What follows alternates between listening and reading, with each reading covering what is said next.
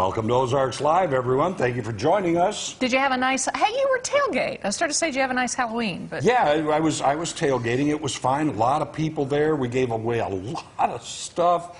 And the you 49ers... did give away. Yeah.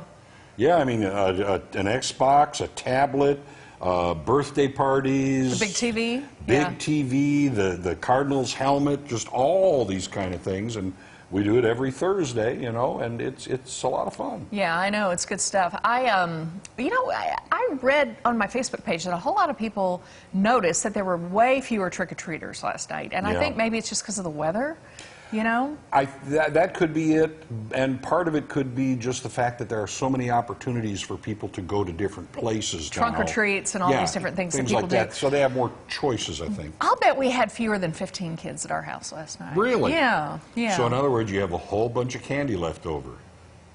Oh, yeah. That's how it used to be when I was growing up. Not terribly a bad thing, yeah. Yeah, my father would always go out and buy a bunch of candy for trick-or-treat, and we lived in a house in the back. You had to actually go down an alley to get to it. Kids don't go down a dark alley on Halloween, so we'd end up with all this candy. And you know, a lot of the kids last night that came by our house, I noticed that Mom or Dad drove them up. Yeah. And I don't blame them for that one little bit. It was freezing out there. But, you know, the other thing could be that you could hear Linda Blair and The Exorcist from our living room. You ever watch that movie? I mean, it's been around a long time. I saw it when it first came out, yes. Man, that's a good movie. It's just creepy as it ever was. And you know, she's from St. Louis.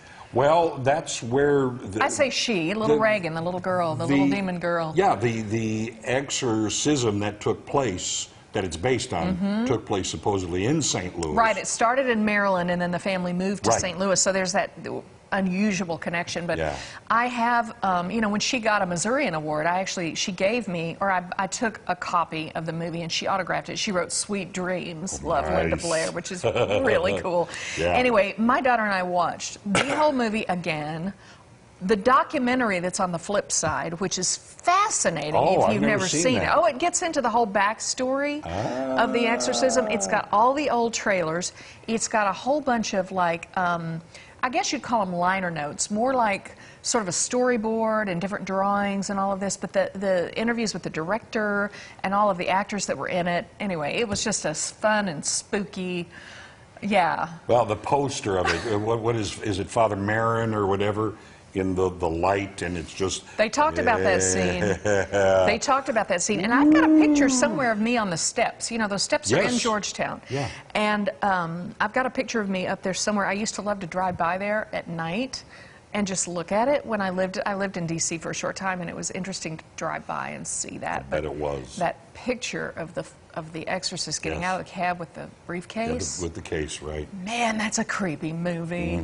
It is. Anyway, maybe that's what kept the trick-or-treaters away. They're like, no. Could be. I'm not going in there. Okay, you missed out yesterday, sort of. I think you were maybe in the other room, sort of peeking in to watch the fun. Not exactly. Actually, I was well down the hallway, and I heard you all. I mean, but I didn't get to see it firsthand. I was leaving. Okay, our producer, Kerrigan, tucked herself behind the couch over there and waited for about half an hour so she could do this to Cammie and I. The station, mostly the newsroom, into haunted houses here in the Ozarks, and the results? Hysterical. Wonderful. Get her. That's Kerrigan, our producer. I'm so glad she's on your side.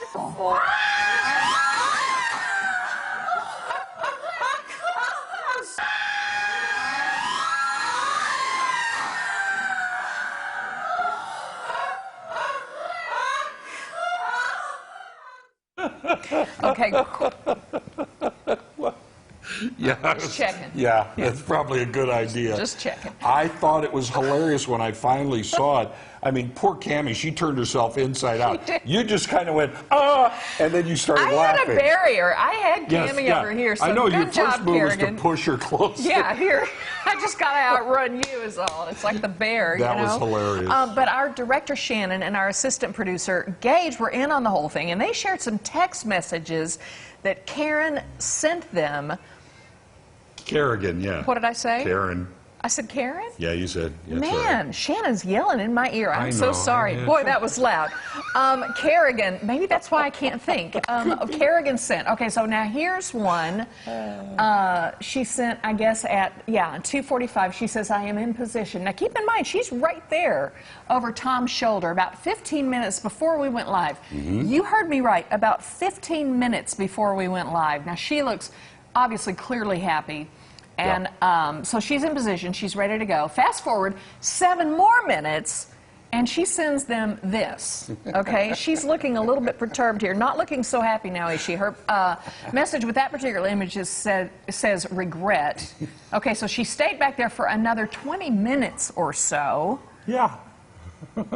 20 minutes or so, and gave us a pretty good scare. I think at the legs were falling asleep. I think at the point that her legs got numb was the point that she said, you've got to move the show around and get this in there quicker. Because remember, we were introing that Frightly News thing, which is hysterical if you haven't gone and watched all of those. I got to watch all of them today, and they are just... Oh, he was dying laughing over there with his earbuds in, and he's just laughing. We're like, what are you doing over there? Yeah, oh my gosh, those are hysterical. Anyway, good job, Kerrigan. Yeah. But I don't trust you. I never have, and now I certainly never will. I liked good TV. Yeah, good TV. Okay. By the way, can we talk for a second about School of Rock? Because, you know, every Friday we visit with the people from School of Rock. I started to say the kids from School of Rock, and I think today I can legitimately say they have, they start them young over there. Yes, they do. They start they do. really, really young. I mean, and I think you can tell when you're a parent if your kid is musically inclined. You know, they have some rhythm, they really like listening to music, but they get some of these kids in there at a super young age and start not only helping them gain an appreciation of music, but rhythm and pitch. And all of that, and it's great to get your kids involved in music. Yes. This is a terrific way to do it. It really is. All right, we're going to take you inside, so take a look right now. Hello, hello. I'm Stephanie Burmeister. I just relocated here from Kansas City. I love the little kids. I love the little kids. I love the way they talk, the way they get excited. They're like little sponges. You know, they just are so excited to learn anything you throw at them. They're a little, you know, a little rowdier than some of the older ones. And, you know, it's one of those things where you're not expecting perfection from them. You just want them to have fun and to really enjoy music. That's the goal, is to just learn to love music. I really liked the philosophy of, you know, the kids getting to be introduced to rock band instruments, and there's a lot of music out there that kids can be exposed to that is in a kid format. We work on beat, and we work on pitch, high and low. It's a very fun environment to be in. The kids just get to really improvise a lot, yet there's a structure of learning that happens here as well, so that they are musically educated, but yet they also have some freedom with really getting to improvise and kind of find their own musical style, and it's a wonderful place for sure. All right, let's start again. Parker, you're going to be the first. Oh, it is a wonderful place. I just love that. I should have started when I was a kid. My mom told me to keep up with those piano lessons. I didn't do it. Oh, I'm sorry. I know, I should have. Mine all was right. accordion, so I'm glad I put that aside. No kidding. All right. Well, we have a great show for you guys today. To end the week, some of our friends from the Dickerson Park Zoo are stopping by to hang out with us for a little bit. Plus, we have a special musical performance by the one and only Plush. But before we get to all that, here's what's on the radar. Joy. You know how I love to travel. You know how I love to eat. Sometimes calories do not matter, especially when you travel. Case in point, when you check in to the Chocolate Boutique Hotel. You heard about this place? No. Okay, it's located in Bournemouth, Dorset, UK. Notice the palm tree.